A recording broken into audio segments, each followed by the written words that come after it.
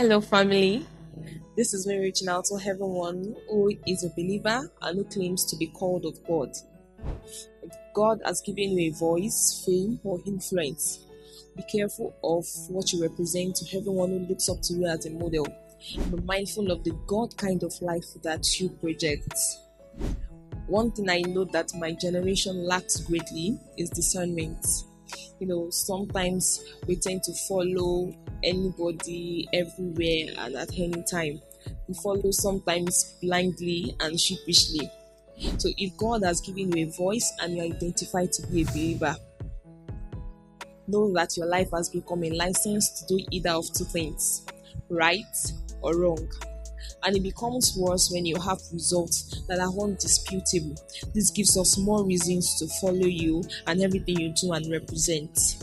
I know that there are certain things you do that are not exactly wrong, but can you, for the sake of those who look up to you, model Christ correctly?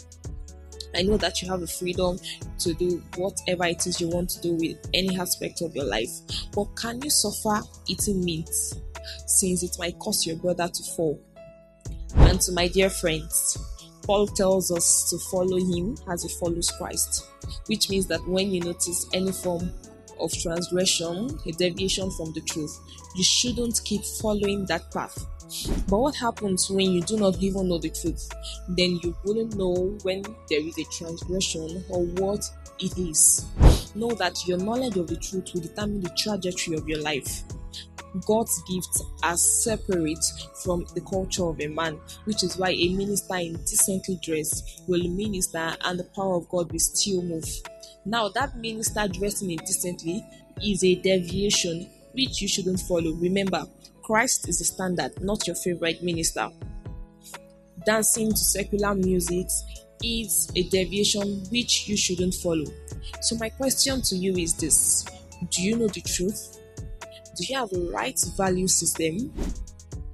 Do you know what it means to be holy and walk in righteousness? Or is your favorite Instagram pastor the answer to your questions? This is basically all that is in my heart to share with you. I hope you got one or two things. God bless you and see you in the next one.